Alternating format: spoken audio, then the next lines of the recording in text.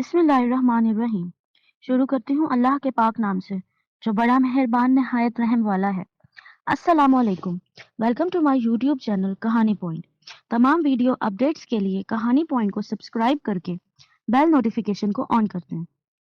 آئیں نیلی حویلی کی نویں قسط کا آغاز کرتے ہیں۔ تھانے دار احسان اللہ اپنے کمرے میں بے چینی سے ٹہل رہا تھا۔ اس کی میز پر ایک جانب مختلف فائلوں کا ڈھیر لگا تھا اور دوسری جانب اخبارات کا پلندہ پڑا تھا۔ کھلی فائلیں اور اخبارات کے بکھرے صفحات سے ظاہر ہو رہا تھا کہ کچھ دیر پہلے تک وہ ان کے مطالعے میں غرق تھا۔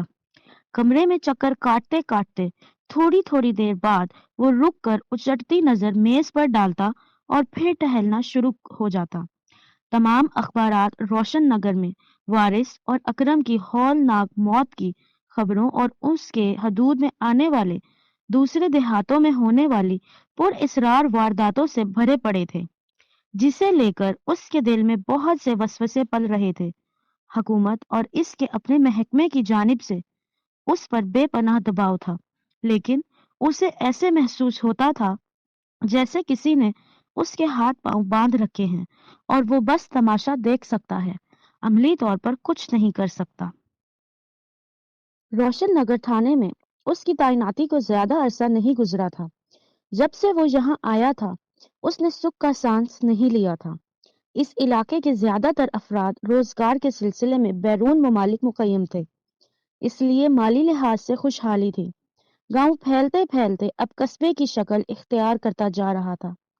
شاید اسی وجہ سے یہاں لوٹ مار کے واقعات بھی عام تھے۔ منشیات فروشی کا دھندا بھی عروج پر تھا۔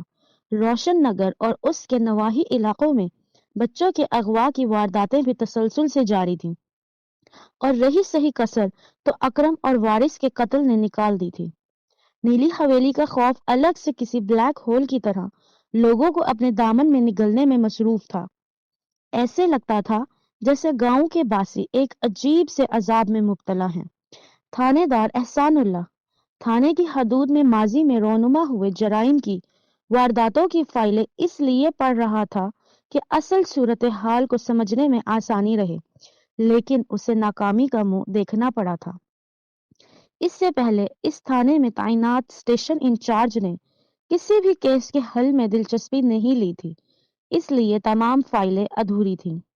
یہاں آ کر اسے جن سنگین جرائم کا سامنا کرنا پڑا تھا ان میں قتل، بچوں کا اغوا، انسانی اسمگلنگ، لوٹ مار اور منشیات فروشی شامل تھے۔ اس نے یہاں انتظام سنبھالنے کے بعد سب سے پہلا کام یہی کیا تھا کہ پتہ چلائے اس علاقے میں کوئی جرائم پیشہ گروہ تو کام نہیں کر رہا، لیکن روشن نگر اور ارد گرد کے دیہات میں کسی جرائم پیشہ گروہ کی موجودگی کی کوئی اطلاع نہیں تھی۔ ہاں، البتہ کبھی کبھار معمولی جرائم میں ملوث افراد پکڑے جاتے تھے، لیکن کبھی کسی بڑی واردات میں ملوث کوئی سماج دشمن شخص ہتھے نہیں چڑھا تھا۔ اس لیے یہ صورتحال اس کے لیے گلے میں پھانس کی سی حیثیت اختیار کر گئی تھی۔ بہرحال اسے اتنا اندازہ ہو گیا تھا کہ یہ وارداتیں کسی اکیلے شخص کے بس کی بات نہیں ہے، بلکہ اس کے پیچھے کسی بڑے اور انتہائی منظم مافیا کا ہاتھ تھا۔ لیکن کون؟ اسی بات نے تھانے دار احسان اللہ کی راتوں کی نیند حرام کر رکھی تھی۔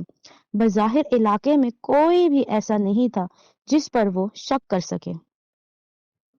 تھانے دار احسان اللہ کمرے میں مٹر گشت کے بعد تھک ہار کر کرسی پر بیٹھ گیا۔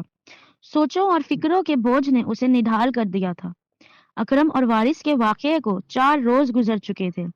اس نے فون پر ڈرائیور کو گاڑی نکالنے کی ہدایت کی اور روشن پور کا رخ کر لیا۔ چونکہ ساون کا مہینہ تھا اس لیے آسمان پر چھائے بادلوں نے سورج کی تمازت کم کر دی تھی اور وہ ان سے آنکھ مچولی سے تھک ہار کر قبل از وقت ہی ڈوبنے کی تیاریوں میں مصروف تھا۔ سارے راستے وہ سوچوں میں گم رہا۔ گاؤں میں داخل ہونے سے پہلے اس نے دیکھا چودھری عمر دراز کی حویلی پر لوگوں کا ہجوم تھا۔ اس نے ڈرائیور کو گاڑی ایک طرف روکنے کا اشارہ کیا اور حویلی کے اندر چلا گیا۔ چودھری عمر دراز لکڑی کی بڑی سی کرسی پر صحن میں بیٹھا تھا۔ اس کے پاس تھیلوں میں بند غلے اور اشیاء خورونوش کا ڈھیر لگا تھا۔ قطار میں کھڑے افراد باری باری اس کے پاس جاتے۔ ملازم چودھری عمر دراز کو تھیلے پکڑاتے جاتے اور وہ انہیں لوگوں میں بانٹتا جاتا۔ جو زیادہ مستحق ہوتا چودھری عمر دراز اسے خاکی لفافوں میں بند رقم بھی پیش کرتا۔ وہ ہر مہینے کی آخری تاریخ کو اسی طرح صدقہ خیرات کر کے گاؤں والوں کی مدد کرتا تھا۔ اسی لیے وہ پورے گاؤں میں سخی دل مشہور تھا۔ مجبور لوگ اپنی مالی مشکلات میں جب بھی اس کے پاس آتے وہ انہیں خالی ہاتھ نہ لوٹاتا۔ چودھری عمر دراز نے تھانے دار احسان اللہ کو اندر آتے دیکھا تو کرسی سے اٹھ کر اس کا استقبال کیا۔ ایک ملازم نے چودھری عمر دراز کے برابر ہی اس کی کرسی بچھا دی۔ جی انسپیکٹر صاحب، کیسے آنا ہوا؟ تمام لوگوں کے چلے جانے کے بعد چودھری عمر دراز نے مسکرا کر تھانے دار احسان اللہ سے پوچھا۔ بس جی چودھری صاحب، ادھر سے گزر رہا تھا، سوچا آپ کو سلام کرتا چلوں۔ تھانے دار احسان اللہ نے بھی جواباً مسکرا کر جواب دیا، او جی یہ آپ کا ہی گھر ہے انسپیکٹر صاحب، دن آئیں رات آئیں ہمارے دروازے تو سب کے لیے کھلے رہتے ہیں۔ چودھری عمر دراز بولا، جی شکریہ چودھری صاحب، یہ آپ کا بڑا پن ہے۔ تھانے دار احسان اللہ نے کہا۔ اتنی دیر میں ملازم 2 پیالیوں میں چائے ڈال لایا اور ان کے سامنے پڑے میز پر رکھ دی۔ بڑے پن کی کیا بات ہے انسپیکٹر جی، بس لوگوں کی خدمت کر کے اور ان کے کام آ کر دل کو سکون ملتا ہے۔ چودھری عمر دراز نے خوش دلی سے کہا، باتیں تو ہوتی رہیں گی انسپیکٹر صاحب، آپ چائے پئیں۔ انسپیکٹر احسان اللہ نے اپنے آگے رکھی چائے کی پیالی اٹھائی اور چھوٹے چھوٹے گھونٹ لے کر پینے لگا۔ چودھری صاحب، آپ سے ایک بات پوچھنا چاہتا ہوں۔ جی جی جو مرضی پوچھے انسپیکٹر صاحب۔ بات سیدھی سی ہے چودھری صاحب، گاؤں کے حالات نے مجھے پریشان کر دیا ہے۔ سمجھ نہیں آتی یہاں کے حالات خراب کرنے کے پیچھے کس کا ہاتھ ہے۔ تو آپ کو کس نے کہا تھا اس گاؤں کا تھانہ سنبھالنے کو؟ چودھری عمر دراز نے چائے کی پیالی سے بلائی نکال کر پھینکتے ہوئے کہا۔ کیا مطلب؟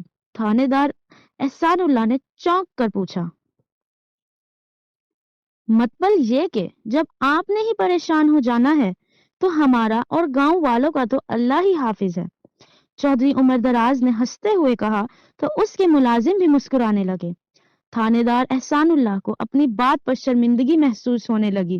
وہ میرا کہنے کا مطلب تھا، میں ابھی تھانے میں نیا آیا ہوں، گاؤں کے حالات کو میں اتنی اچھی طرح نہیں سمجھتا جتنا کہ آپ سمجھتے ہیں۔ تھانے دار احسان اللہ نے رک کر اپنی بات مکمل کی۔ ہاں جی یہ بات تو ہے۔ چودھری عمر دراز نے چائے کا بڑا سا گھونٹ بھرتے ہوئے کہا، کیا گاؤں میں ہونے والی وارداتوں پر آپ کو کسی پر شک ہے؟ تھانے دار احسان اللہ نے ڈرتے ڈرتے ایک اور سوال پوچھا۔ جی ہاں، چودھری عمر دراز نے اپنی بھاری بھرکم آواز میں کہا۔ کس پر؟ تھانے دار احسان اللہ نے بری طرح سے چونک کر پوچھا۔ آپ پر۔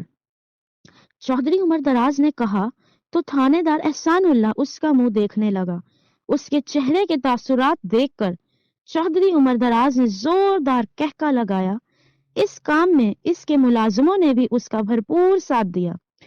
اس کے جواب سے تھانے دار احسان اللہ ایک بار پھر شرمندہ ہو گیا، لیکن دکھاوے کے لیے مسکرانے لگا۔ وہ جی مذاق کر رہا تھا انسپیکٹر صاحب، چودھری عمر دراز نے اپنی ہنسی پر قابو پاتے ہوئے کہا۔ دراصل گاؤں کے حالات ہی ایسے ہیں کہ اس نے سب کو ایک دوسرے کی نظروں میں چور بنا دیا ہے۔ مجھے یہاں کسی پر شک وقت نہیں ہے انسپیکٹر صاحب، گاؤں کے تمام لوگ بہت اچھے ہیں، پتہ نہیں یہ سب کون کر رہا ہے، کس کی کالی نظر نے ہمارے گاؤں کی خوشیاں چھین لی ہیں۔ آپ مجھے محنتی اور باصلاحیت بندے لگتے ہیں، امید ہے کچھ نہ کچھ سراغ لگا لیں گے۔ اتنی بات کر کے چودھری عمر دراز خاموش ہو گیا۔ جی چودھری صاحب میں اپنی پوری کوشش کروں گا، تھانے دار احسان اللہ نے مصنوعی مسکراہٹ سے کہا۔ میری کسی مدد کی ضرورت ہو تو بلا جھجک بتائیں، میں ہر وقت حاضر ہوں۔ چودھری عمر دراز نے سینے پر ہاتھ رکھتے ہوئے سر کو جھکا کر کہا۔ آپ کی مہربان نوازی کا شکریہ چودھری صاحب۔ چائے کا آخری گھونٹ بھرنے کے بعد تھانے دار احسان اللہ کرسی سے اٹھا اور مصافحے کے لیے ہاتھ آگے بڑھا دیا۔ چودھری عمر دراز نے اس کا ہاتھ تھام لیا اور اپنے ملازموں کو اشارہ کیا تو انہوں نے چاول اور گندم کی بوریاں اٹھا اٹھا کر پولیس کی گاڑی میں رکھنا شروع کر دی۔ یہ کیا ہے چودھری صاحب؟ تھانے دار احسان اللہ نے بکھلا کر پوچھا۔ میری طرف سے چھوٹا سا نذرانہ ہے انسپکٹر صاحب، مہمانوں کو خالی ہاتھ بھیجنا ہماری روایت نہیں ہے، چودھری عمر دراز نے مسکراتے ہوئے کہا۔ ملازم بوریاں گاڑی میں رکھ چکے تو چودھری عمر دراز تھانے دار احسان اللہ کو چھوڑنے کے لیے دروازے کی طرف بڑھنے لگا۔ ابھی وہ دروازے سے چند قدم دور ہی تھے کہ کسی نے حویلی کا دروازہ زور زور سے دھڑ دھڑانا شروع کر دیا۔ ایک ملازم نے آگے بڑھ کر دروازہ کھولا تو گاؤں کا ایک ادھیڑ عمر شخص گھبرایا ہوا اندر داخل ہوا۔ کیا ہوا کرامت؟ سب خیر تو ہے؟ اتنا گھبرایا ہوا کیوں ہے تو؟ چودھری عمر دراز نے پوچھا۔ غضب ہو گیا چودھری صاحب، سیدھی طرح بتا ہوا کیا ہے؟ وہ اپنا فرمان علی ہے نا؟ نوورد نے اپنے سانس بحال کرتے ہوئے کہا۔ اس کی بیٹی اغوا ہو گئی ہے۔ کیا؟ چودھری عمر دراز اور تھانے دار احسان اللہ کے منہ سے بیک وقت نکلا۔